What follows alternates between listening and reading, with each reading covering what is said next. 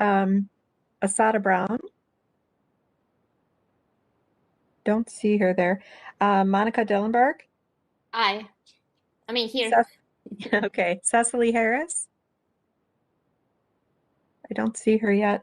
Todd Kemry.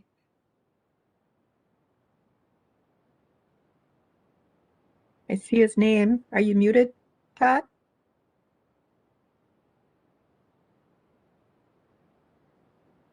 Like, yes. Todd, if you can hear us, see if you can unmute yourself and let us know you're here. Might as well have to come back and check your audio. Right here, I'll unmute you, Todd. No, it's not working. All right, well, I see his icon there, but we'll move on. Bob Hello, Moeller. everybody. If you can hear me, I'm having trouble hearing you. Oh, okay. We do hear you. I'm not. I think I need to back out and come back in. I can't hear anybody. I Okay. apologize. All right, Bob Moeller. Aye. All righty. Jeremy Peichel.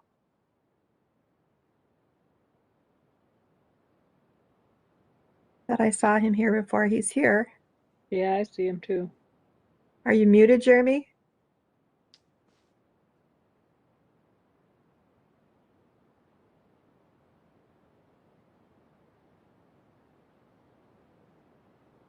Or maybe Jeremy's having problems as well. Okay, come back to him. All right. Anthony Taylor. I don't see him yet. Canna Yang. I don't see her either. And Tony Russo. And I'm here. All right. We have Jeremy and Todd possibly having audio issues. I'll give them a moment to try to figure that out.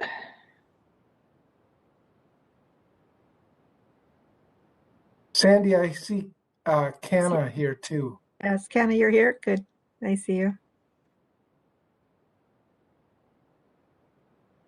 All right, we do have a quorum. Okay. I'll try to give them just a moment, I think. So Jeremy's back. Jeremy, can you unmute yet? Yes, I can Right, hear right. you. Can you hear me? Yes. Fantastic. Sorry about that. We got a Jeremy. Just working on Todd.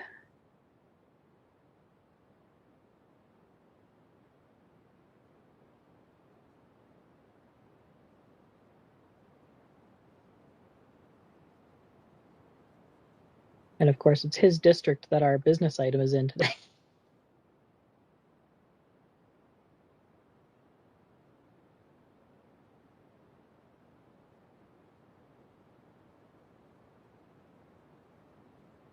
All right, well, we can start with our kind of administrative stuff, and I may pause us again if he's not back yet for that. So we do have our quorum regardless.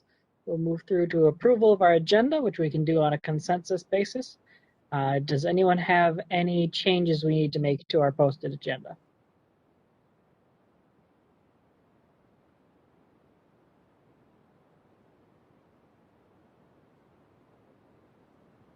All right, hearing none, we can consider our agenda adopted as presented and move to approval of minutes from our November 4th meeting.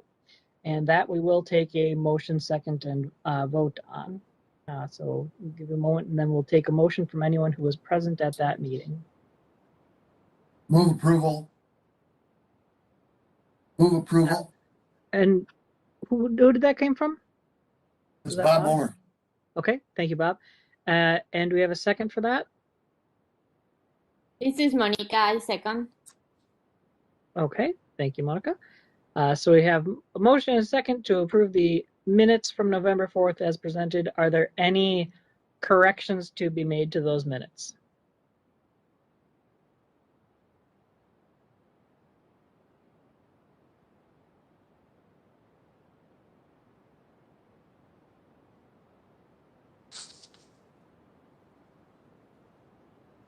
All right, hearing none, we'll go ahead with a roll call vote on approval of the minutes as presented, and we'll see if Todd ends up back by the end of that.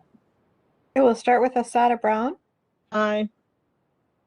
Monica Dillenberg, Aye. Cecily Harris. Still not here. Todd Kemry. Is he back? I don't see him yet, but there is a phone number that joined. All right. Bob Moeller, Aye. Jeremy Peichel. Aye. Has Anthony Taylor joined us? No. I don't think so. Kenny Yang, Aye. Antonio Russo. Aye. Motion carries. Okay, so our minutes from November are adopted. That brings us to our public invitation portion for people interested in speaking to us about things not on our agenda. Did we have anyone registered to speak today? Not that I'm aware, Chair. Okay. That would bring us to our business item. Let's see Todd, but he might show up as we go through our presentation, hopefully. So our business item for the day then is the Minnesota River Greenway Regional Trail Master Plan Amendment in Dakota County. And we have Colin Kelly and Chi Yang presenting. Go ahead. Good afternoon, Chair Russo, Councilmember Vento, and Commissioners. Can you hear me? Yes, we can. Great. I am Colin Kelly, Planning Analyst, and my colleague Chi Yang and I are here to present the Minnesota River Greenway Regional Trail Plan Amendment on behalf of Dakota County.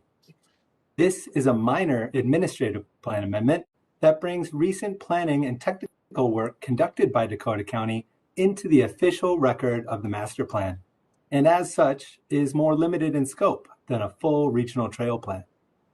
I should note that we are joined today by Kurt Chatfield and Nikki Geisler from Dakota County, who may respond to questions at the end of the presentation as needed. Council staff greatly appreciate Dakota County staff being on hand for this afternoon's meeting. At this point, I will be handing the remainder of the presentation off to Chi. Next slide, please. Thank you, Colin. I'll continue with the presentation. The Minnesota River Greenway Regional Trail Fort Snelling State Park segment is a 3.7-mile trail centrally located in the regional park system as indicated in Figure 1 of the business item. It is located in the northwestern portion of the city of Eagan in Dakota County as seen in Figure 2 of the business item. The majority of this segment is within Fort Snelling State Park and will connect to existing Minnesota River Greenway segments at the Nichols Trailhead at Cedar Avenue and the trailhead at Lone Oak Road as seen in Figure 3 of the business item. The new alignment in Figure 3 from the Environmental Assessment Worksheet, which I will refer to as the EAW, varied from the original alignment in the Minnesota River Greenway Regional Trail Master Plan, which was approved by Council in 2012. For the remainder of the presentation, I'm going to refer to this plan as the 2012 plan. Since the new alignment varied enough, it required a minor plan amendment to update the Council's record. A significant portion of the proposed alignment travels through the Fort Snelling State Park. As a result, Council staff sought documentation of the cooperative use agreement between Dakota County and the Minnesota Department of Natural Resources that would allow for future regional trail segment to travel through state property. I will review these agreements in a later slide. As a side note, Council staff worked closely with Dakota County to outline the required information for this amendment. This is attachment 1 of the business item. Next slide, please. Dakota County engaged with key partners and stakeholders during the 2012 plan, which informed the initial trail alignment. For the updated alignment, Dakota County held individual meetings with key agencies through the design process. The following issues were identified in the EAW review process. The county is to provide a fan management plan, use construction techniques to protect and avoid specific wildlife species, update the wetland delineation around the new bridge crossing, and use construction techniques to protect areas of cultural significance. The county is committed to mitigate the identified issues from the agencies as the project moves towards implementation. Overall, the county received support from the agencies for the new alignment. After Dakota County had their 2012 plan approved by council, they completed a series of additional studies which informed the new alignment. They completed the 2014 Minnesota River Greenway Egan feasibility study, 2017 Minnesota River Greenway Cultural Resources Interpretive Plan, and most recently the EAW. Next slide, please. Dakota County completed the majority of its community engagement during the 2012 plan and conducted additional outreach for the 2014 feasibility study and the 2017 interpretive plan. The county held a virtual public engagement for the Fort Snelling segment in late 2019 into early 2020. They used the mapping tool to help gather comments from the community. The image to the right of the presentation illustrates the mapping tool that they used. The proposed alignment also was published in several newspapers. Overall, the public is supportive of the new alignment. Overall, common themes include the support of the new trailhead at Lone Oak Road, enhancement of safety crossings and access points, closing the gap and making the connection from Cedar Avenue to Lone Oak Road, connecting to the surrounding destinations such as the Minnesota River Valley and Fort Snelling State Park, providing outdoor recreation and wildlife observation opportunities, and to minimize environmental disturbance. Next slide, please. As mentioned, the Fort Snelling Trail segment is 3.7 miles long, connecting from the Nichols Trailhead to the Lone Oak Trailhead. The image on the right of the presentation, figure 3 from the business item, illustrates the new alignment. The new alignment is the black dotted line, which is superimposed onto the original alignment from the 2012 plan. The original alignment is referenced as the green dash plan on the map, which is primarily located to the east of the existing railroad tracks. The new alignment is considered as the Regional Bike Transportation Network Tier 1. A couple improvements that occurred around the Fort Snelling Trail segment is the improvement to the Nichols Trailhead, which was completed in 2020. Improvements included a parking area and visitor facilities using part of the existing parking lot under the Cedar Ave Bridge. Unused existing parking areas were restored to wetland and natural areas. At this trailhead, it connects to the Black Dog segment to the south. To the north, at Lone Oak Road, it connects to the Big River segment. The Lone Oak Trailhead was completed earlier this year. Some major updates to the Fort Snelling segment from its original alignment includes using a boardwalk system as an environmentally sensitive design to avoid the wastewater treatment plant, the Nichols fan, and the police shooting range as they emerged as barriers from the 2014 feasibility study. The entire trail is moved to the west side of the existing track as private owners were identified as barriers to the trail on the east. Additionally, with the trail located to the west, it allows the trail to be further away from the tracks at a minimum of 60 feet at its most narrow point. Originally, there were 3 railroad crossings from the 2012 plan. During the 2017 Lone Oak design process, the Union Pacific Railroad expressed strong concerns regarding the ag-grade crossings. They prohibited all ag-grade crossings and discouraged below-grade crossings. This new policy decision significantly increased the cost of trail crossings, which reduced the number of crossings from 3 to 1.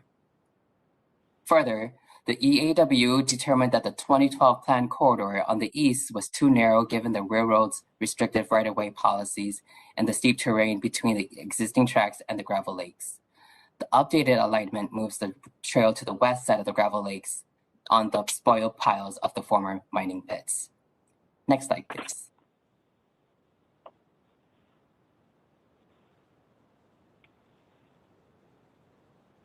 Here is the list of agreements.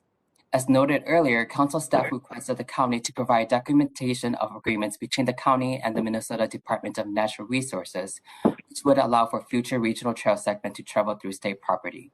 Since this amendment, the county has received 3 of the 6 agreements and is in the process of obtaining the remaining. Next slide, please. The total estimated acquisition and development cost for the regional trail is $6 million. For the total annual operating and maintenance budget is about $4,000 per mile. The annual cost for fog sealing is about $5,300, which is tentatively set to occur at year 7 and year 14 after the segment is built. Approval of the master plan does not commit the council to any funding at this time. Next slide, please. The Minnesota River Greenway Regional Trail Plan Amendment is consistent with the requirements of the 2040 Regional Parks Policy Plan, Planning Strategy 1, and other council policies. Next slide, please. We ask that the Metropolitan Council to 1. Approve Dakota County's Minnesota River Greenway Regional Trail Plan Amendment for the Fort Snelling State Park segment, and 2. Require Dakota County to send preliminary plans to the Metropolitan Council's Environmental Services Interceptor Engineering Assistant Manager prior to initiating any new development of the regional corridor. This concludes the presentation. As a reminder, Dakota County staffs are here to help respond to any questions that you may have. Thank you.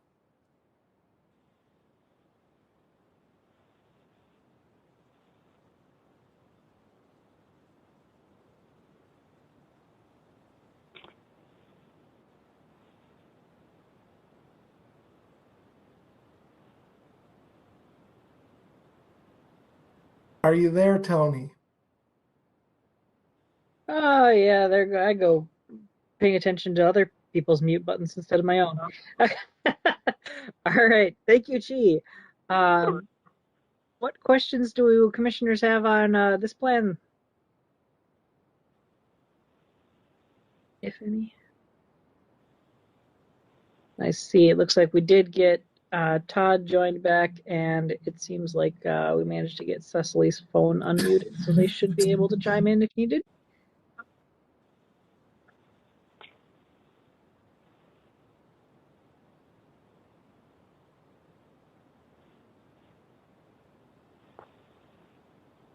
Otherwise, if we don't have questions, we can move into someone making a motion and moving into discussion.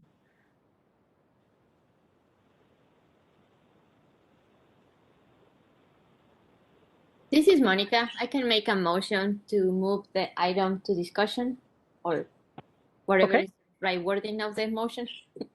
Yeah, so we have a motion for acceptance of the proposed actions from the staff report. Do we have a second for that? I'll second it. This is Cecily. Thank you. We have a second from Cecily.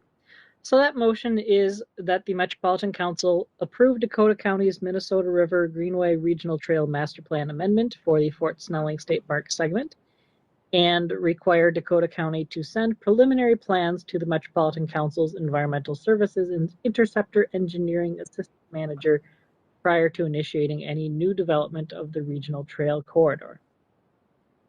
What discussion do we have on that motion? This is Bob. I like the general look of the proposal, so I favor that. But my question, I guess, is: are there any equity issues or sensitivities to indigenous artifacts and land holdings that we should be aware of as we're going through this? It's a good question. Thanks, Bob. Chi, do you want to speak to that, or would we prefer to have Dakota County answer that? I will defer that to Dakota County since they worked closely with the interpretive, the cultural interpretive plan. Okay. Madam Chair and Commissioners, I'm Kurt Chatfield from Dakota County. And we are aware of the importance of the Minnesota River Valley to the Dakota people especially. We have since prepared an interpretive plan along the Minnesota for the regional trail corridor, and the main theme is Dakota homeland. So we are working with Native American leaders.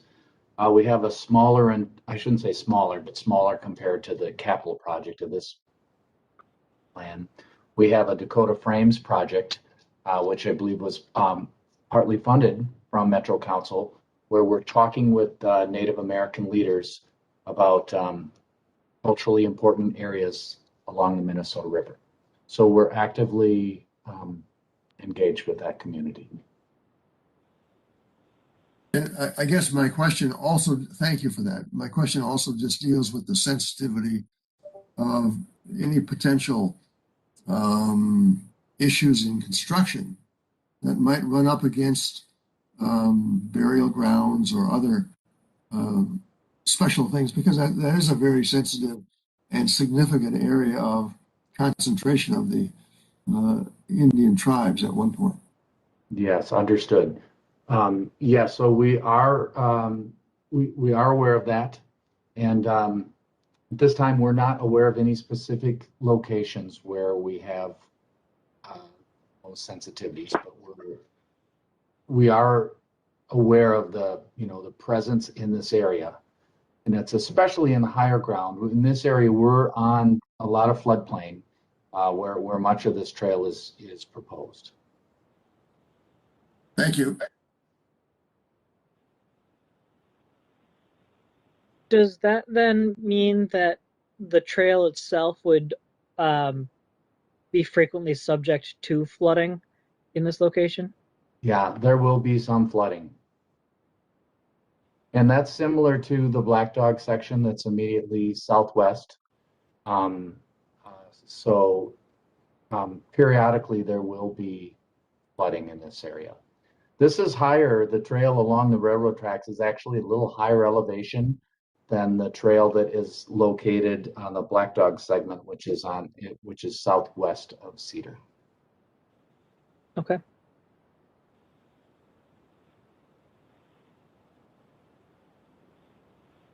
Other discussion and concerns?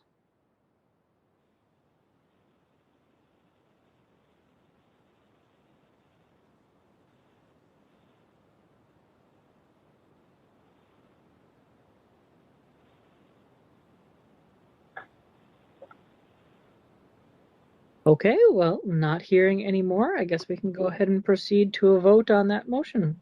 Go ahead, Sandy. Thank you, Chair. We'll start with Asada Brown. Aye. Monica Dillenberg. Aye. Cecily Harris.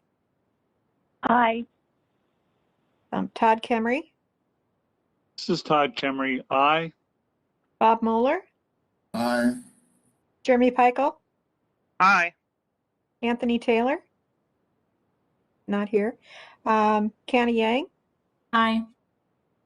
And Tony Yaruso. Aye. Motion carries. All right, thank you. Thank you, Colin and Chi, and representatives from Dakota County. And that will move us into our information item for the month. We're hearing the first half of projects and equity highlights for the Regional Parks Bonding Program for fiscal year 2023. And Jessica Lee will be presenting that. Thank you, Chair. Good evening, Commissioners, Council Member. My name is Jessica Lee. I'm a Senior Park Planner, and I'm presenting the Regional Park System Bonding Program for fiscal 23 projects and equity highlights. And with me tonight is staff from Three Rivers Park District, Ramsey County, City of St. Paul, Anoka County, and Washington County. Next slide, please. So the purpose of today's presentation is to present the proposed bonding projects for fiscal 23. And the following 5 agencies will present their projects today and highlight a project design to advance equitable use of the regional park system. The order will be Three Rivers Park District, Ramsey County, City of St. Paul, Anoka County, and Washington County. And the 5 remaining agencies will present their projects at the January 6th MPOS meeting. Next slide, please. The Regional Park System Bonding Program is a biennial program funded by the state legislature that supports capital projects such as development, acquisition, and restoration. This year, the Council has requested $15 million for fiscal 23. The Council matches every $3 of state bonds with $2 of regional park bonds. So our $15 million, if we receive the funding, will be matched with $10 million in Council funds. And these funds are allocated to the regional park implementing agencies based on a formula driven by population and non-local park use. Next slide, please. So we've asked the agencies to submit a list of potential projects in preparation for the upcoming legislative session. And these projects are subject to change due to final funding allocations and appropriation language that authorizes the agency boards to select projects. As part of today's presentation, agencies were asked to identify which projects are designed to advance equitable use of the regional park system. I'll now ask the agency staff to present the projects, and we'll pause after each presentation to allow time for questions. Next slide, please. And first up is Three Rivers. Hi, everybody. This is Kelly Grisman, Director of Planning with Three Rivers Park District. I'm filling in for Jonathan, so thank you for having me. And Jessica, thanks for organizing this and for the Met Council's continued support on the bonding bill and any projects, especially projects that help advance equity. So according to the proposal that we have in front of us, Three Rivers would receive about $5.4 million for fiscal year 2023. And we've identified about 7 projects that would directly benefit from this funding. We have taken the approach that we're going to focus on taking care of what we have and really making our parks and facilities more accessible, safe, comfortable, welcoming, and enjoyable to both existing and new users. A couple of the projects listed before you, and I understand this was all in your packet, so I won't go through each one, is the Baker Park Reserve picnic area and fishing pier trail reconstruction. We absolutely feel like this helps advance equity for people of all abilities, as well as the BIPOC community. Another one to reference, or 2 other ones, is the Elm Creek Park Reserve Road and parking lot reconstruction and the Lake Rebecca Park Reserve restroom and picnic shelter area. Both of these projects help, excuse me, let me just back up. The Elm Creek project supports our main recreation area that has our swim pond, it has our play area, it has all of our winter stuff, which definitely serves a very diverse group of community members. And the same with the Lake Rebecca Park Reserve project, the restroom and the picnic shelter enhancements. Those areas or facilities within the park absolutely serve a wide range of users and helps advance equity, again, for people of all abilities, BIPOC community, older residents, younger residents, you name it. Those are main recreation areas that probably are as diverse as you can find throughout our entire system. Next slide, please. So Three Rivers has a unique approach to funding our equity projects. We don't rely solely on any one funding stream or funding opportunity. And in fact, if we did, we really couldn't do the work that we are all trying so hard and so desperately to achieve. When we look at our 5-year CIP, there's about 110 projects in that, totaling over $100 million. 40 million of that is dedicated solely towards serving our first tier communities within suburban Hennepin County and helping advance equity partnerships. When we look at the money we receive from the state of Minnesota and the Met Council, that equates to about 5 million of that 100 million. So it's a very important part or piece of the pie, but it's a very small part. And one of the things that I think is noteworthy is so much of the work that we're trying to do is not yet eligible for Met Council funding. And I just wanted to take a note to to pause on that and reflect on it, that we're doing a lot of work right now in the next 5 years that's all based on a future upcoming master plan for the Parks to People initiative that was part of the system edition at the last policy plan update. So we have set aside money to do some initial investments. So once that master plan is approved, we are ready to go and we can see positive investment and help move that needle very early in the project. We also do use the Met Council money to fund projects that are already part of the system and have a huge equity component. One of those projects is the Mississippi Gateway Regional Park. We're doing a complete redevelopment of that park. And this is formerly known as Coon Rapids Dam, but we did change the name recently. And all of the community engagement work and all of the investment is really aligned to better serve the communities of Brooklyn Center, Brooklyn Park, a little bit into Maple Grove, and really all of the North first-tier communities that are incredibly diverse from an economic standpoint, an age standpoint, a race standpoint. I think this park is going to be fantastic in the next 5 years. I really encourage everyone to come and visit. You're gonna love it, and you're gonna see your money hard at work. So the bottom right shows the first tier Parks to People initiative, and I just want to highlight the money that we're kind of teeing up to put or for that investment in those communities, and you can see it well totals over $5 million. We haven't yet assigned these projects for Met Council funding because they're not yet eligible, but they really are in line with the work we're trying to do and the work the Met Council is trying to do. So as that master plan comes to fruition and improves, I think you'll see that we might shift how we're funding different projects, and I would hope that these would become eligible because I think they're absolutely aligned with the work you're trying to do. Thank you.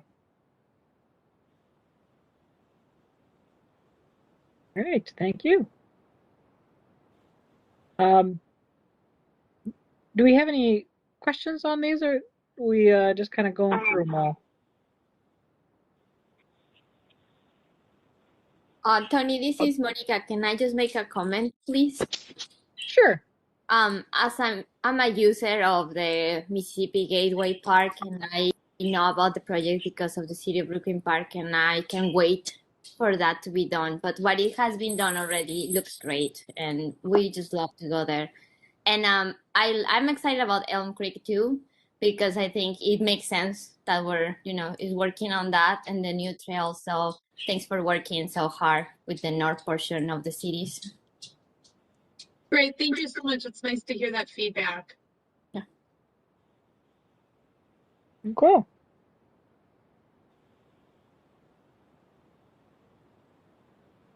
Any others? Oh, I see a hand. Who is this? Todd. Yes, thank you, Chair. This is Todd Kemery.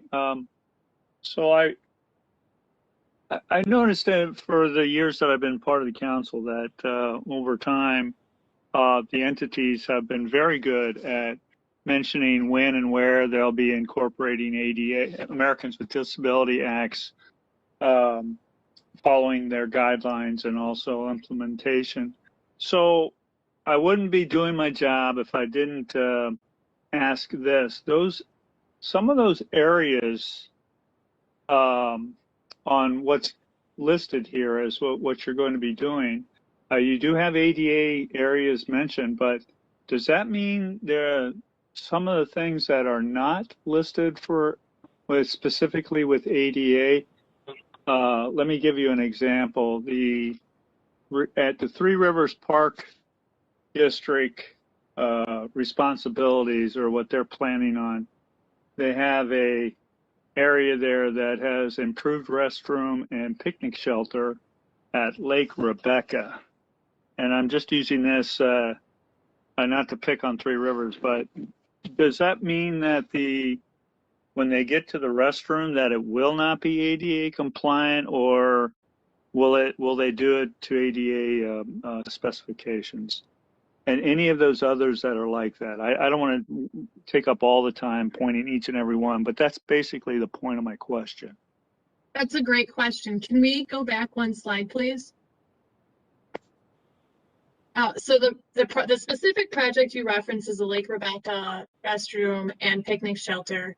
And yeah, the improvements, the ADA improvements will extend beyond just getting to those facilities, but also so those facilities would be ADA accessible. And everything listed on here will meet ADA requirements. Some of them we didn't highlight specifically because, like the Loose Line Regional Trail Boardwalk redecking, that already is ADA accessible. So really it is just doing some, it's updating the decking that's starting to fail. And so it doesn't necessarily help advance equity in that we're already providing the ADA access. The places that we have pointed it out, it's really making an improvement where we had a a deficiency, let's say, in our system identified. Thanks, Kelly. I appreciate that. I kind of, I knew that could be that mostly that's the case. But again, like I said, I wouldn't be doing my job if I, asked some questions. And No, and we so along. appreciate that you keep asking and bringing it forward. It's really important. Okay, then. Back to you. Thank you. Great. Thank you, Todd. Anyone else? All right, I think we can move on.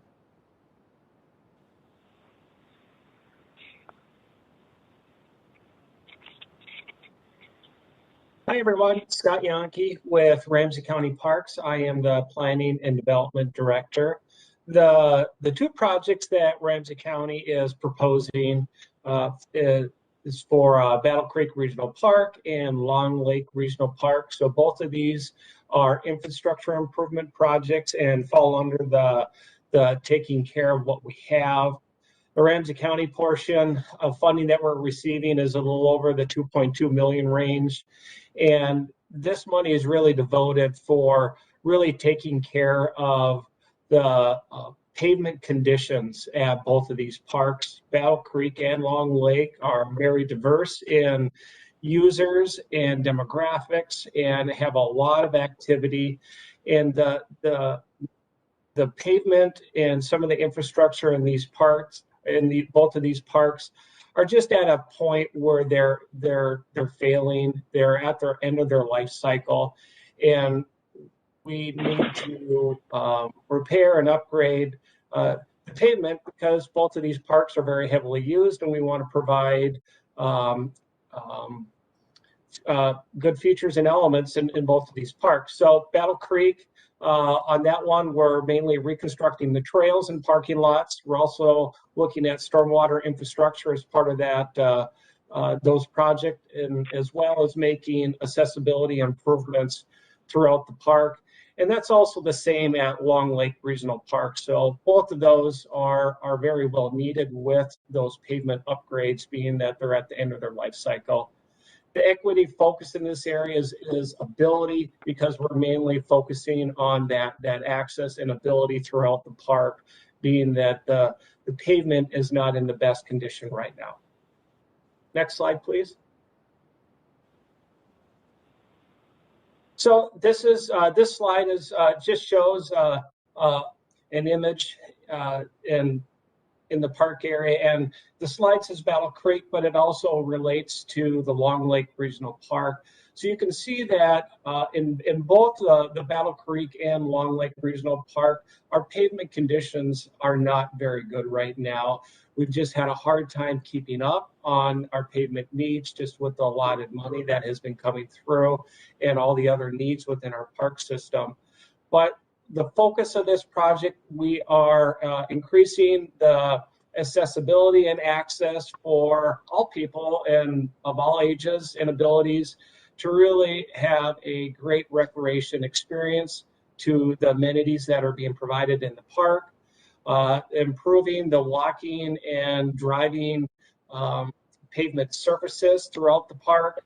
The ADA aspect to that, so we're looking at improving the pedestrian ramps and the access routes along the trails, connection points within the parking lots, and that also includes some of the curb cuts as well. So we're making sure that these areas meet those accessibility requirements as well as ADA requirements. And then the lots and trails are really heavily used for the amenities, for example, like the water park in Battle Creek and picnic pavilions and trailheads and the beach within Long Lake. And these pavement surfaces are really providing those key access points so people can get to these locations and have great experiences in the park. So those are our two projects. We're taking care of what we have, and when they're done, we should have some great accessibility and great looking parks after this project is completed. Questions? Great. Anyone have questions on that one? two, rather. Hi, Tony, this is Cecily. I kind of have a question overall. You know, of course, equity focus area is a very important part of, you know, the screening for projects and planning for projects in the Met Council. And when I looked at the PowerPoint printout, you know, I was saying things like ability, race, all or none, or age. But that didn't really give me any facts behind it. You know, is that from census data? Is that from trail studies? Is that a judgment? So I guess, you know, I found this, you know, document really hard to go through. Sure. You know, that's an interesting point. I think from what I know of the kind of history here, at one point we had wanted some things kind of called out for rankings, and then that was kind of quit, and so we're asking some identification.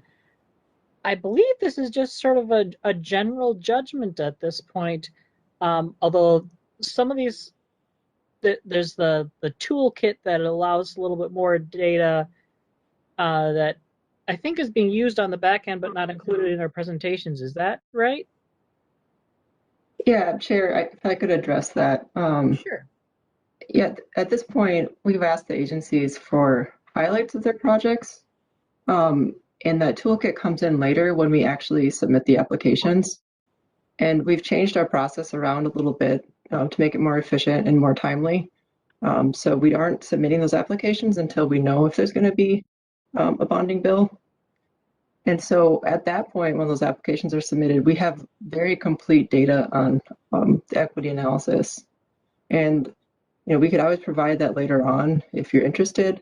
But at this point in the game, we're just submitting our projects to MMB. And so it's more of a high level at this point. Okay. Is it still accurate to say that even with the detailed data, those are essentially educated guesses that we don't necessarily have a way to really measure that impact or do follow-up after the fact to see if it did what we thought with our current tools? Yeah, I would say that they're judgment calls that the agencies are making, and we are trying to incorporate that data into our annual reports and our final reports with the actual grant agreements, which would come later. Okay.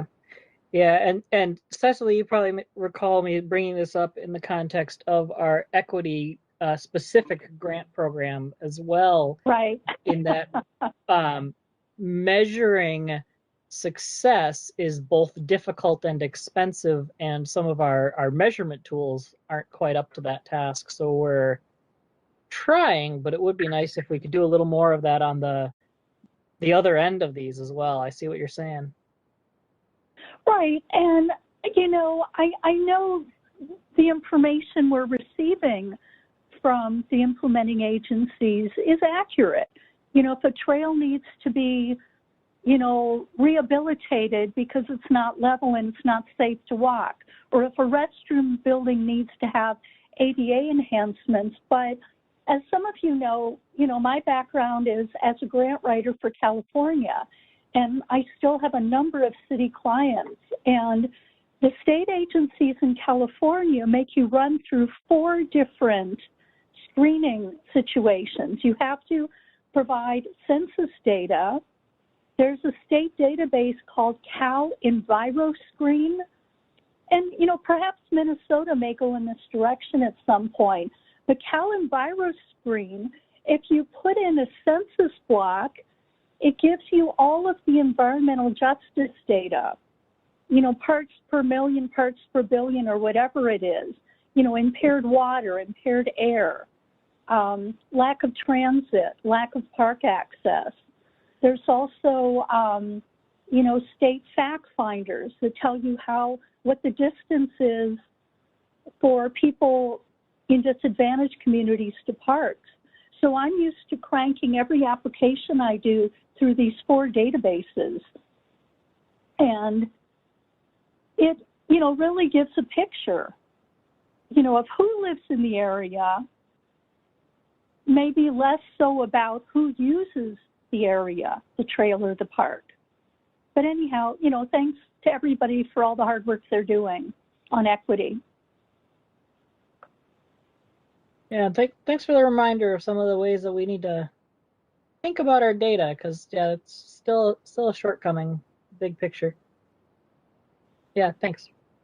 Tony, could I just add, we do have a really evolved equity tool, sort of the regional park system equity tool that uses the community, God, I'm blanking, American Community Survey data that does show where there are greater needs. It shows a lot of information, demographics, income, and so forth. And I know that the council as well as the agencies are getting more sophisticated in their use of that, especially when looking at the travel sheds of the parks or trails. So I know a lot of them are bringing that information to bear as they think about these bonding program proposals. Thanks. Thanks, Emmett.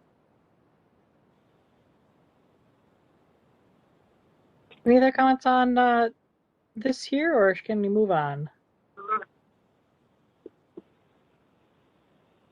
All right, I think we can go to our next one.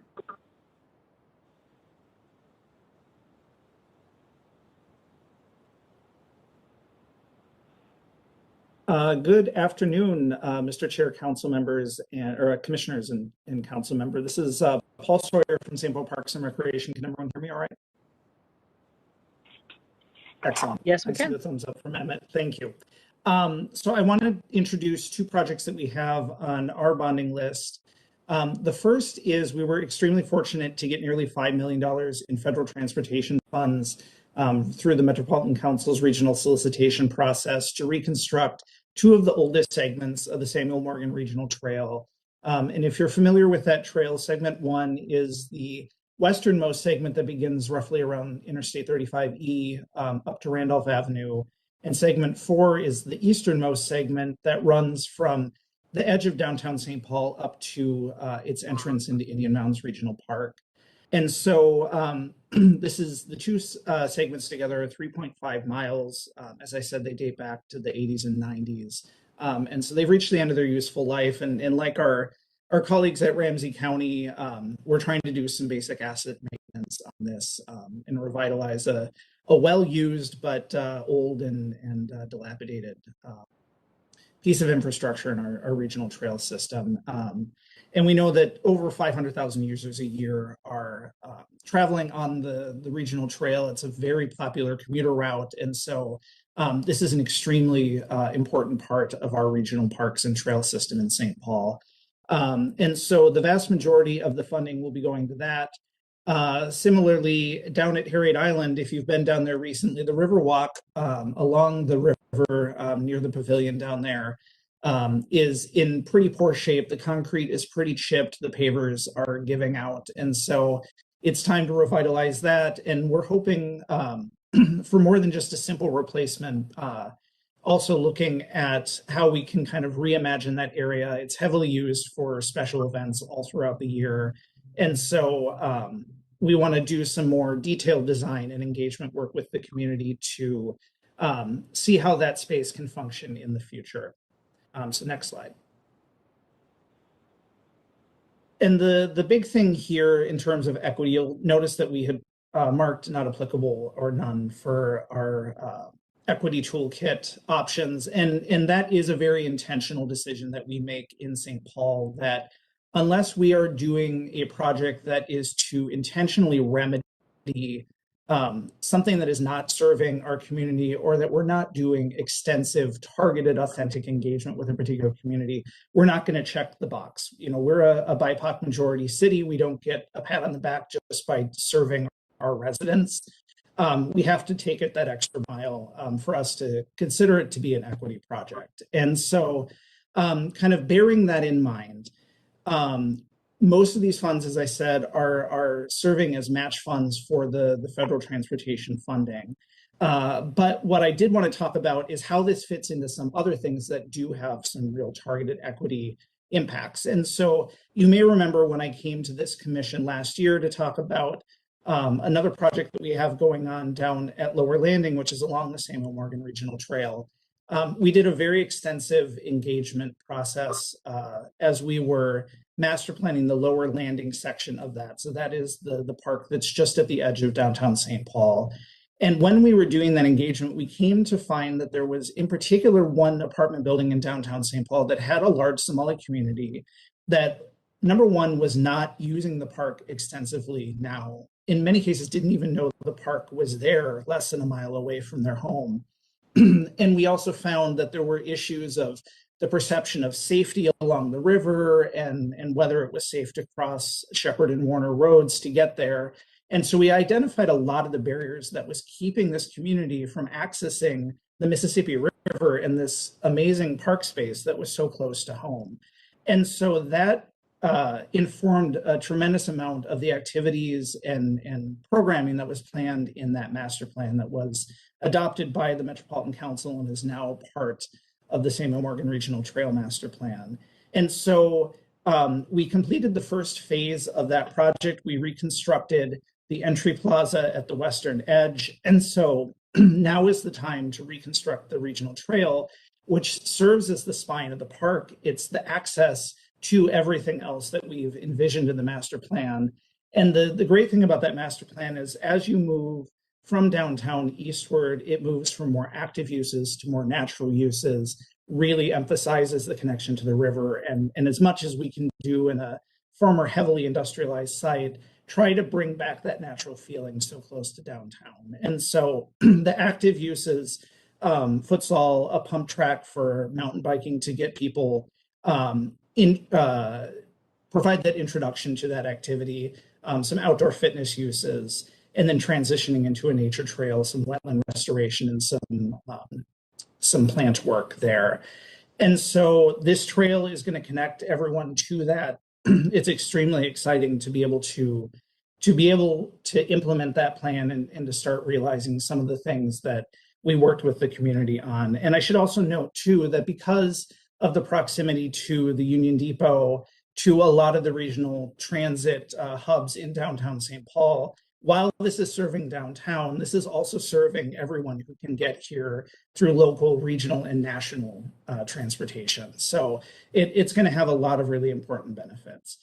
Additionally, down at the Lexington Parkway and so the 35E portion that I talked about, Lexington Parkway is being extended down to Shepherd Road. And so there will be some direct trail connections to one of St. Paul Public Housing's public housing high rises at Montreal. So there are some tangential benefits as well in terms of providing direct access. And I should note to Commissioner Kemery's earlier comment, all throughout this corridor, as we reconstruct, every intersection is going to be made fully ADA accessible. We'll have truncated dome ramps, audible pedestrian signals at every intersection. We're going to be correcting grades and slopes and cross slopes to meet ADA and addressing any drainage issues. So this will be a fully modern trail meeting fully modern standards. And the final point that I wanted to make on the other project with Harriet Island is that we have now full project funding to reconstruct the play area down at Harriet Island, and the community engagement is just beginning on that project. We're going to learn a lot as that engagement work happens, and that will then inform the engagement and the design work that we do on the Riverwalk. So more will be to come. We don't know what we're going to learn, but we're definitely going to learn something, and that will influence this project as well.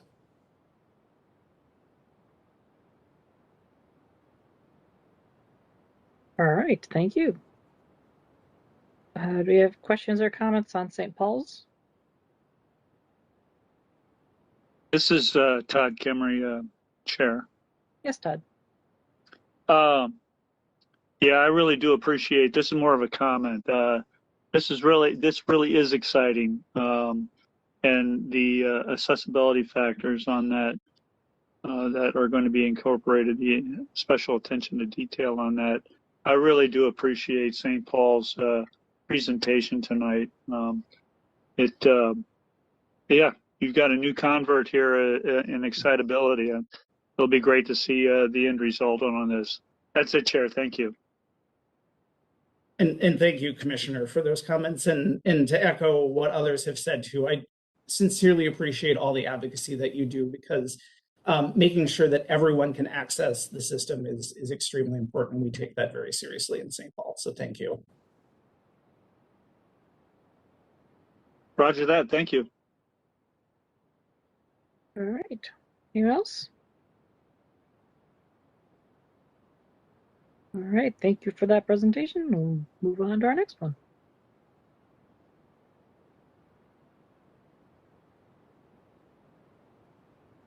All right, good afternoon. I'm Karen Blaska, park planner for Anoka County Parks. We've got 4 projects that we're going to be presenting to you really quickly. The first project is a maintenance facility at our Riverfront Regional Park.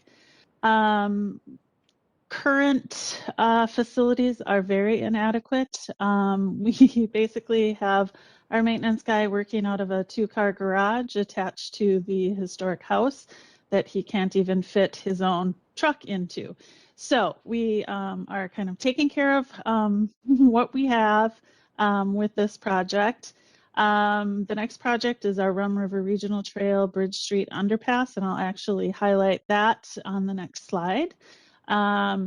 Bunker Hills Regional Park, our boardwalk reconstruction. We have about 1,000 feet of boardwalk going across Bunker Lake that's due for reconstruction, and so we're proposing to use some funding for that.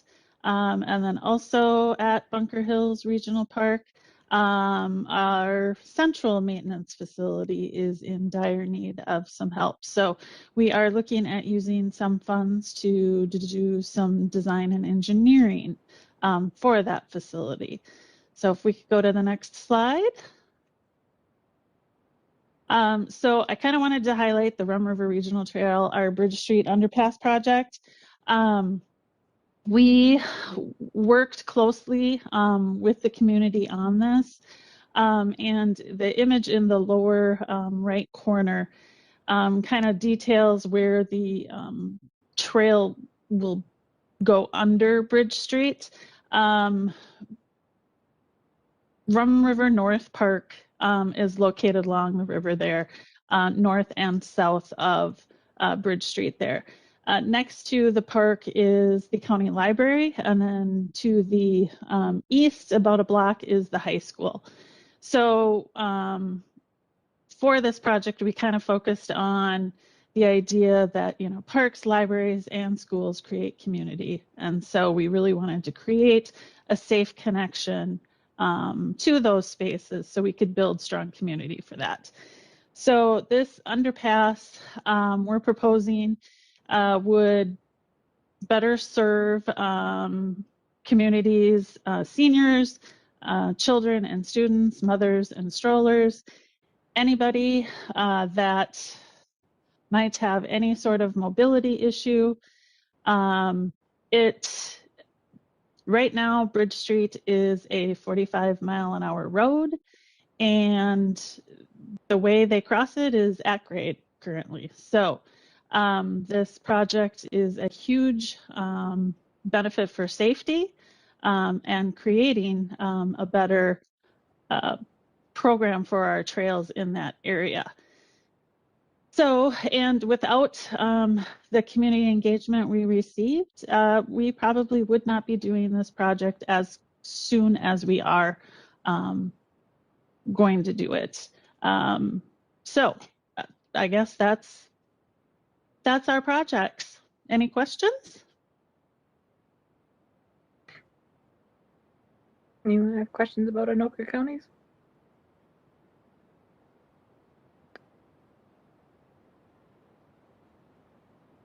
I don't see any hands or hear anyone.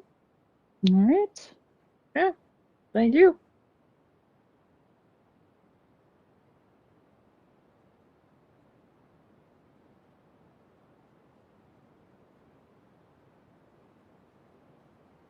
Okay, I think we can move on then.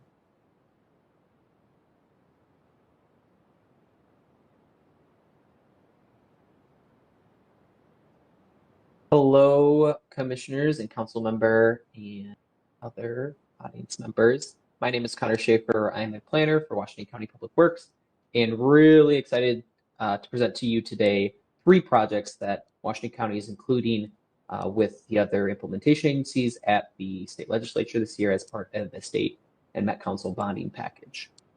We'll begin with first one we see here, Lake Elmo Park Reserve swim pond filtration improvements.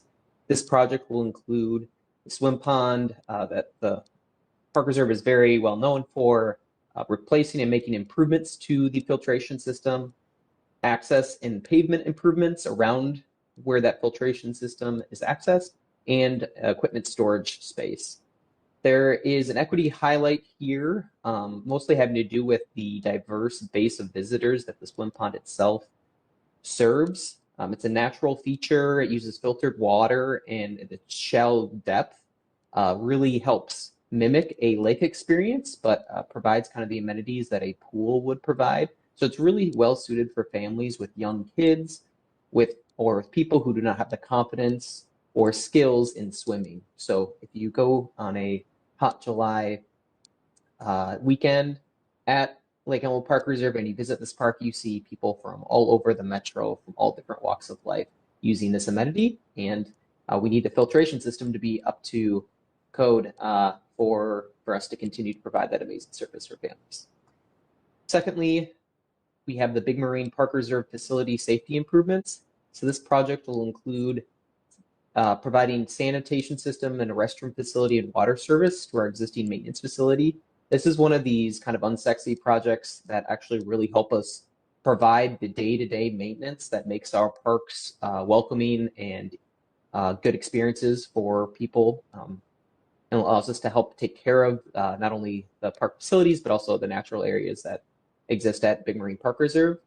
And just to note, equity highlight for this project will include ADA standards for these restrooms, as we do with all of our project improvements, making sure that that's ADA accessible. And so those restrooms don't exist there today, and it would be great to provide that amenity for people of working at that park and using that park. Last is Lake Elmo Park Reserve swim pond play area. So this includes final design and reconstruction of the play area located near the swim pond that exists there today. That include things like site work, replacing the equipment, improving lighting, landscaping, providing parking lot upgrades, recreational space, and access improvements. So as I mentioned earlier, the swim pond and this kind of area of the park reserve really serves a diverse base of visitors, especially young people, young families. The play equipment will be designed to ADA accessible standards and best practices, and that'll be a very significant improvement to the existing playground's accessibility. Next slide, as I go into a little bit more detail on that project. So the current playground is the largest playground at Lake Elmo Park Reserve, and it's really exceeded its design life, and even through the proper maintenance that the county has helped provide. There are increasing repairs needed that are both expensive and time consuming. I reached out to one of my maintenance staff earlier just to ask, what does routine maintenance of a playground incorporate? Like, I'm always curious about that kind of stuff. And here's this list that he gave me. Check worn plastic play equipment for rusting or wear, replacing degrading wood boards and wooden benches, repairing shifting concrete, grading and adding sand surfacing, and adding or improving handrails. Like just that basic thing that we're checking every year, multiple times every year to make sure these are safe equipments. And so that's kind of stuff is, like I said, strain on our resources. Also, these structures tend to look, show their age over the years. And so we want to replace this with a brand new structure. We really feel like it'll enhance the user experience, making the play area more accessible and convenient, most importantly, more fun. We will be providing amenities along with the playground, which include sidewalks, benches, picnic tables, potentially drinking fountains, shade structures, and landscaping. A couple of things to mention about the play equipment is that it's designed to provide features for all age groups and to improve accessibility. So those are the two kind of equity points that we called out in this project. Providing a fun experience for youth is really important when we're thinking about building the next generation of park visitors and environmental stewards. Now, this group knows this because they've heard that presentation on the Youth and Park Study that the Met Council and implementation agencies collaborated on, just how important that can really be. We know that an experience at a destination playground like this one at Lake Elmo Park Reserve can be a catalyst for kids to come back to this park and maybe try hiking, which then leads to them trying skiing or maybe camping. And it just, can be that great catalyst for a lifelong love of the outdoors. Additionally, this playground has been specifically designed to allow multiple age groups to enjoy the play area, which is something we heard in the public engagement that we did for this project from families that have kids in different age groups. So that's been something we've taken into consideration.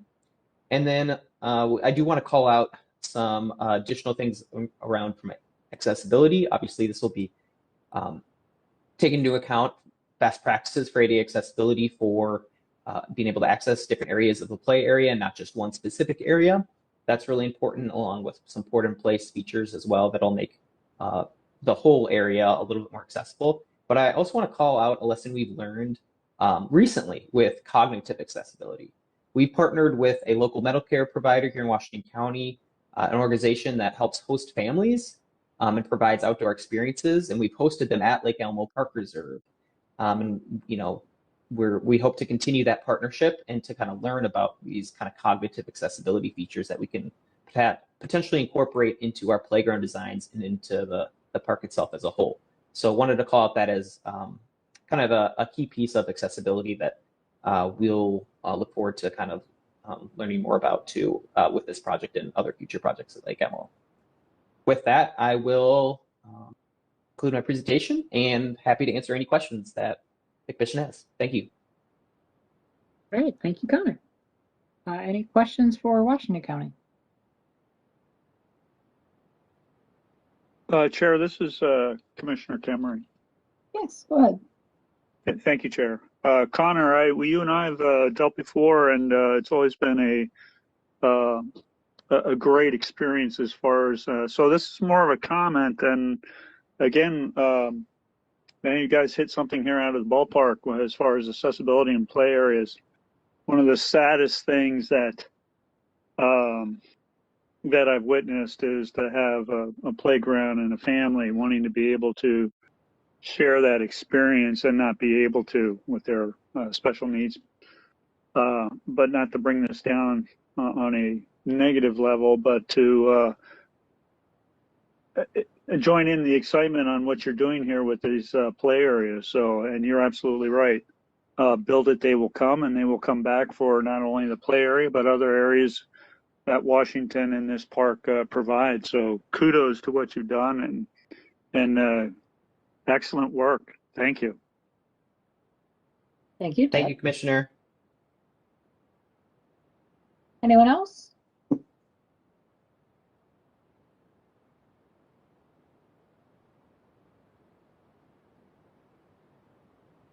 All right, we'll move on.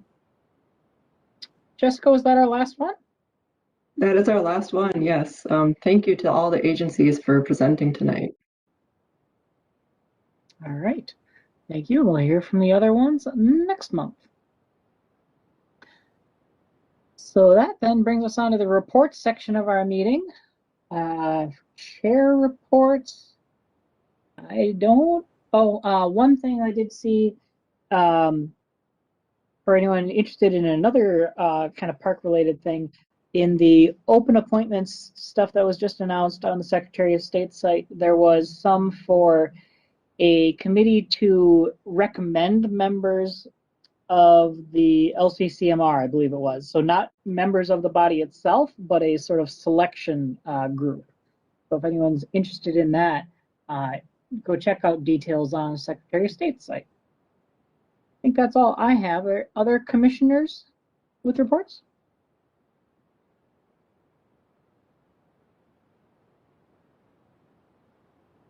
All right, hearing none of those, staff.